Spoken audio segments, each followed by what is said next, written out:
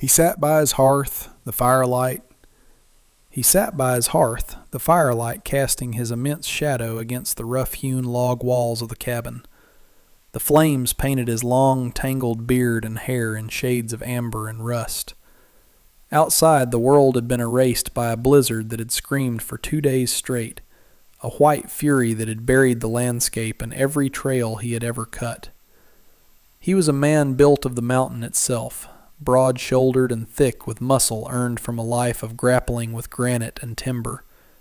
His solitude was a fortress, its walls built from years of deliberate isolation, and the storm was just another guard on patrol. He shifted, the simple movement causing the floorboards to creak a complaint. He had built this place with his own 2 hands, each log notched and settled with a brutal patience. It was a testament to his will to be apart from the world of men below. Then, through the howl of the gale, another sound came. It was sharp, unnatural, a crack that was not wood, followed by a thin, desperate cry that the snow tried and failed to completely smother. It was the sound of life in distress, a note of discord in the storm's monolithic symphony. He stilled, his head cocked, listening. Animals cried out when trapped or wounded, but this held a distinctly human timbre of panic. For a long moment he did nothing. The code of the high peaks was simple. The mountain decided who survived. To interfere was to invite complication, to tether oneself to a fate that was not one's own. The fire crackled, spitting a shower of sparks onto the stone hearth, and in their brief, frantic light he saw the faint reflection of his own face in a small pane of glass, a face weathered into a mask of grim endurance. Another cry, weaker this time, pricked at the edges of his consciousness. It was a sound that did not belong in his world of stone, snow, and silence. It was the sound of the world below, clawing its way up to his doorstep. With a low grunt of resignation, he pushed himself to his feet, his form seeming to fill the small cabin, a giant disturbed from his slumber. The fortress of his solitude had just been breached. He pulled on the heavy layers of hide and fur that served as his armor against the cold. Each piece was a memory of a successful hunt, a testament to his dominance over the wild things that shared his domain. Opening the cabin door was a battle in itself. A wall of new snow slumped inward, and the wind tore at him, a physical blow of ice and fury. He leaned into it, his sheer mass the only thing keeping him anchored. The world outside was a churning vortex of white. Visibility was less than an arm's length, the air so thick with driven snow it was like breathing ice dust. He relied on a deeper sense of geography, the memory of every rock and tree etched into his mind. He moved toward the sound he had heard, a slow, powerful trudge through drifts that came up to his waist. The cold was a living predator, sinking its teeth into any exposed inch of flesh, but it was a beast he had fought and tamed 1,000 times. He found the source of the sound near a precipice, where a horse, its leg bent at an impossible angle, had already succumbed to the cold, its form a dark, tragic mound against the snow. And a few feet from it, half buried in a fresh drift, was a splash of impossible color. It was a patch of white fabric, a stark, clean white that had no place in the grim palette of the wilderness. He dug at the snow with his gloved hands, his movements urgent. He uncovered a figure, small and still. A woman. She was dressed in a thin white prairie dress, a garment of shocking impracticality for this brutal environment. It was the attire of a town, of a life of warmth and ease, now frozen stiff around her limbs. Her face was the color of porcelain, her lips a deep, alarming blue. Black hair was fanned out against the snow, stark and beautiful. He knelt, his huge frame casting a temporary shield against the wind. He pressed 2 fingers against her neck, feeling for a pulse. It was there, a thread so faint it was almost imperceptible, a fragile bird's heartbeat fluttering against the coming void. He hesitated for only a second. This was the complication he had dreaded. A life, fragile and foreign, now placed directly in his hands. Leaving her was a death sentence. Saving her meant shattering the quiet order of his existence. He looked at her still face, at the fringe of ice clinging to her eyelashes. There was no real choice. The moral compass buried deep beneath the hardened survivor pointed in only one direction. With a grunt, he slid his arms beneath her, one under her knees, the other supporting her back, and lifted. She was shockingly light, a bundle of cold fabric and brittle bones that felt as if she might break in his grasp. He turned his back to the wind and began the arduous journey back to the cabin, carrying the world below in his arms. The warmth of the cabin was a physical shock, a thick blanket of heat that made the cold clinging to them feel even more vicious. Jedediah moved with a practiced economy, his focus absolute. He laid her on the thick bear pelt before the hearth, close enough to feel the radiant heat, but not so close as to be harmed by the flames. Her white dress was frozen solid in places, a shell of ice and fabric. He worked carefully, his large, calloused fingers surprisingly deft as he unfastened the tiny buttons at her throat, his breath pluming in the air. He peeled the frozen layers away, revealing the pale skin beneath, and wrapped her shivering form in the driest, warmest furs he owned. He worked without sentiment, his actions driven by the singular purpose of survival. He was a physician of the wild, and his patient was hovering on the edge. He brewed a thin broth from dried meat and herbs, the savory scent filling the small space, a promise of life and sustenance. For hours she did not stir. He sat in his usual spot, watching her, his stoicism a mask for a deep, unsettling curiosity. She was an anomaly, a question mark laid upon his predictable existence. Who was she? What series of disastrous choices had led her here, dressed for a summer picnic in the heart of a winter apocalypse? As the firelight danced across her features, a flicker of life returned. Her eyelids fluttered. Then they opened.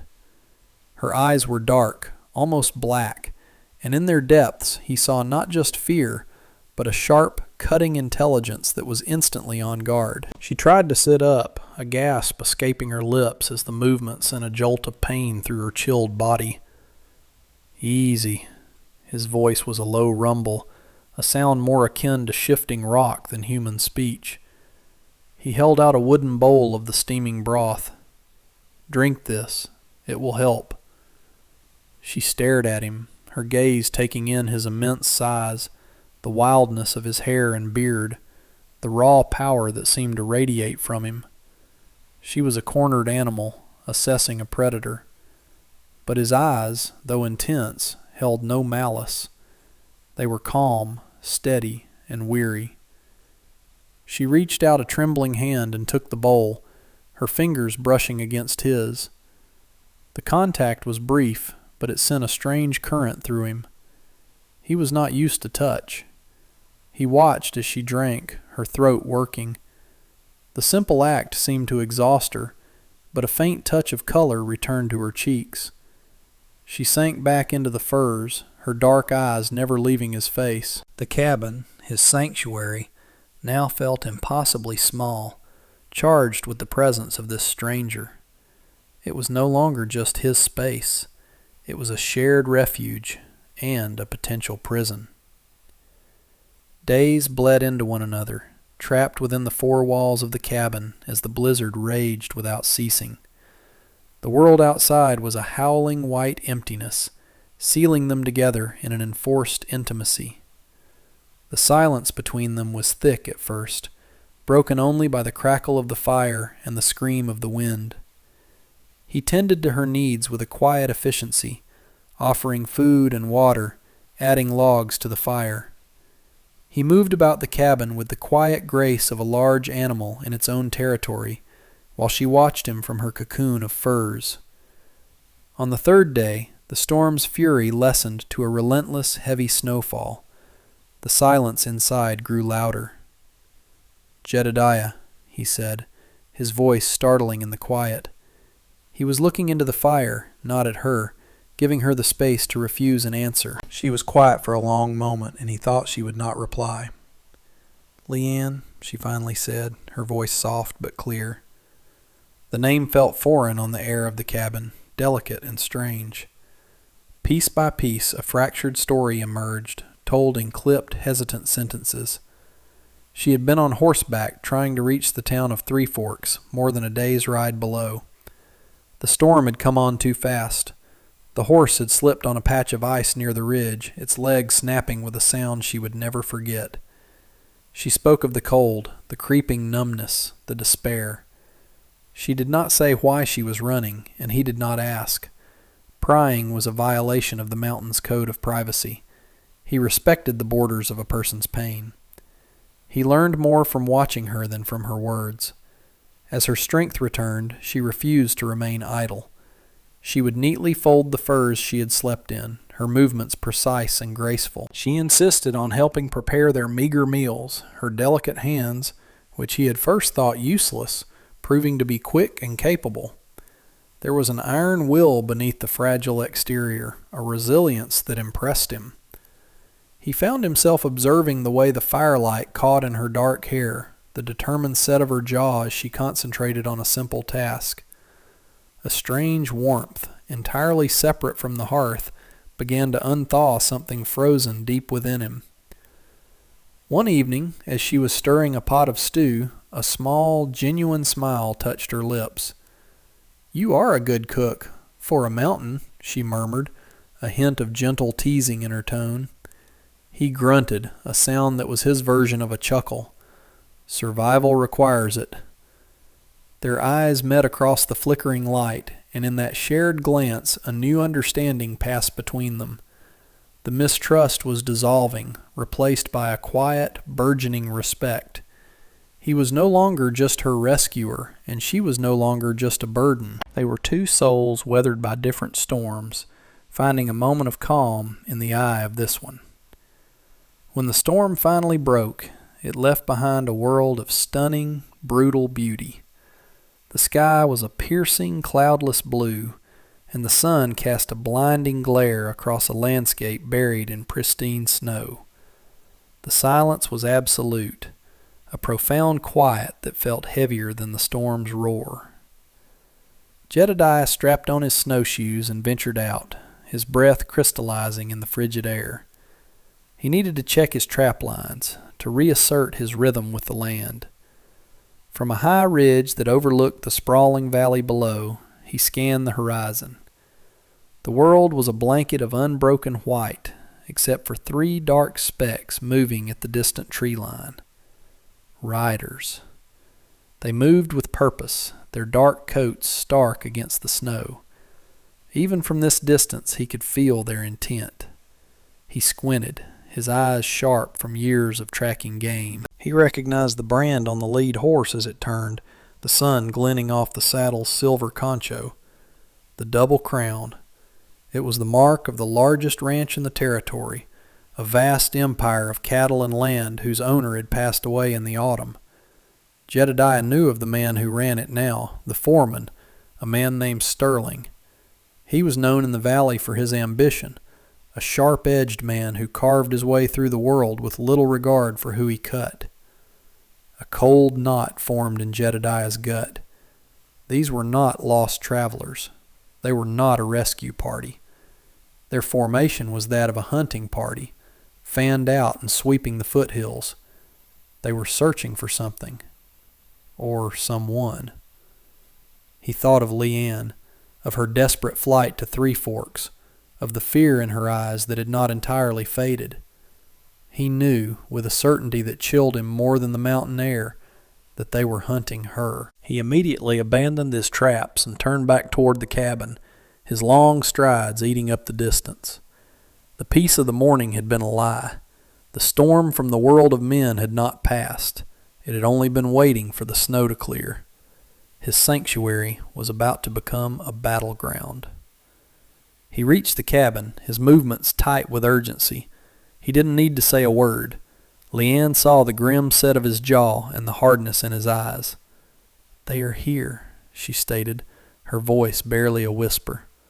All the color drained from her face. "Riders from the Double Crown," Jedediah confirmed, his voice a low growl as he barred the heavy wooden door. "3 of them." Panic flared in Leanne's eyes, bright and hot, but it was swiftly banked by that core of iron he had come to recognize. "He found my horse," she breathed, her mind racing.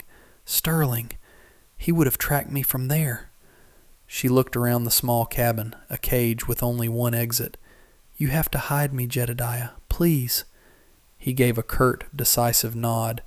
There was no question of turning her over. She was under his protection now. That was a law more absolute than any written in a town. He kicked aside a bearskin rug, revealing a dark, square outline in the floorboards.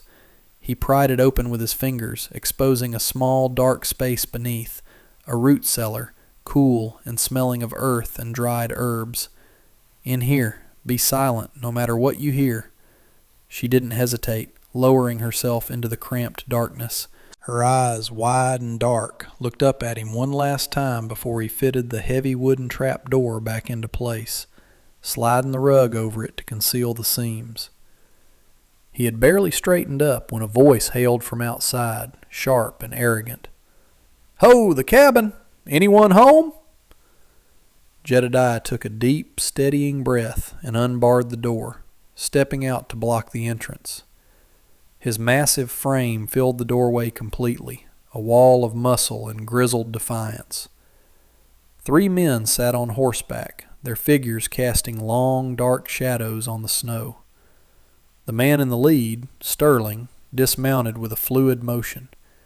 He was handsome in a cruel, sharp-featured way, his clothes expensive and his smirk condescending. His eyes flickered over Jedediah, taking in his size with a flicker of assessment before dismissing him as a savage. "Quite the hovel you've got here, mountain man," Sterling said, his tone dripping with disdain. Jedediah remained silent, his face an unreadable mask of stone. His stillness was more intimidating than any threat. "I'm looking for someone," Sterling continued, his gaze sweeping past Jedediah, trying to peer into the cabin's shadowed interior. "A woman. Slipped away from us in the storm. Small thing, Chinese, wearing a white dress. You wouldn't have seen a stray lamb like that wander up this high, would you?" Jedediah's eyes were flat and cold as glacial ice. "The storm was bad," he rumbled. "Nothing alive came through it." Sterling's smirk tightened. He took a step closer, invading Jedediah's space. "Is that so? Funny, we found a dead horse down the ridge. Looked like it fell recently. And I see 2 sets of tracks in the snow around this cabin, and one set is mighty small." The air grew thick, heavy with unspoken violence. Sterling's gaze was fixed on the cabin's chimney, from which a steady plume of smoke rose. "Seems awfully cozy in there for a man living alone." Sterling's suspicion hardened into certainty. He was a man accustomed to getting what he wanted, through charm, money, or force. "I have a strong feeling you're not telling me the truth, old man," he said, his voice losing its mocking edge and taking on a dangerous bite. He gestured to his 2 companions, who swung down from their saddles, their hands resting near the pistols on their hips. "We'll just have a look inside. A matter of ranch business." Jedediah did not move an inch. He was rooted to the earth, a human extension of the mountain's own stubbornness. "This is my home," he stated, his voice low and final. "You are not welcome here." The pretense of civility shattered. "Get out of the way," Sterling snarled. One of his men, a burly man with a mean-looking scar on his cheek, lunged forward, trying to shove Jedediah aside. It was like trying to move a boulder. Jedediah didn't even seem to brace himself. He simply absorbed the man's momentum and, with a powerful twist of his torso, flung him backward. The man landed with a heavy thud in a deep snowdrift, gasping for air. The second man went for his gun, but he was too slow. Jedediah closed the distance in a single stride, his large hand clamping down on the man's wrist with crushing force. A sickening crack echoed in the cold air, and the man screamed, his pistol dropping uselessly into the snow. The fight was not the clean, stylized violence of a saloon brawl. It was brutal, primal, and desperate. Sterling, seeing his men so easily dispatched, pulled a long, wicked-looking knife from his boot. He circled Jedediah, his movements snake-like. "You'll die protecting her, you damn fool," he hissed and lunged. Jedediah met the attack not with finesse, but with raw, overwhelming power. He took the knife slash on his forearm, a deliberate sacrifice to get inside Sterling's guard. He grunted as the blade bit deep, but his other hand shot out and seized Sterling by the throat. He lifted the smaller man clean off his feet, Sterling's legs kicking uselessly in the air, his face turning a dark red. The arrogant smirk was gone, replaced by a mask of pure terror. Jedediah's face was inches from his eyes burning with a cold, controlled rage. "She is not yours," he growled, the words seeming to come from the very depths of the mountain. He didn't choke him.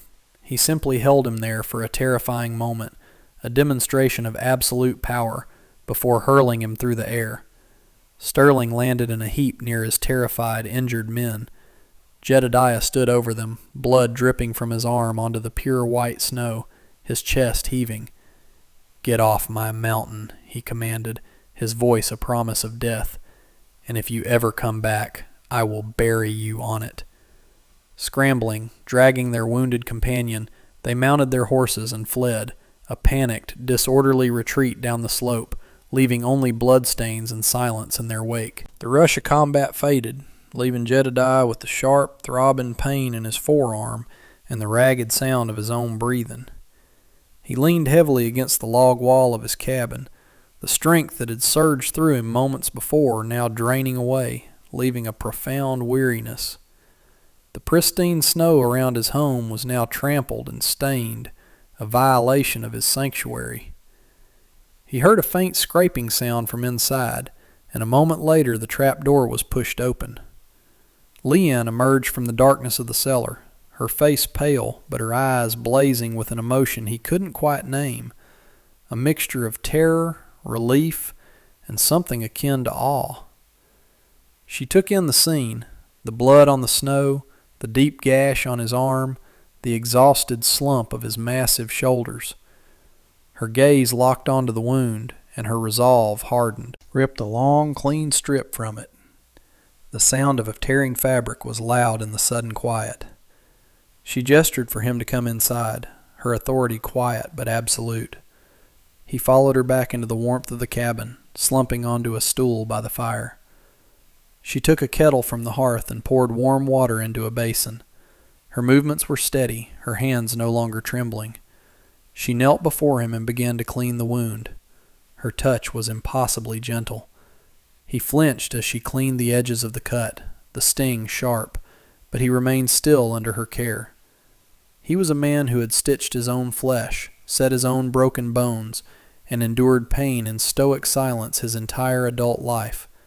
He was not used to being tended to.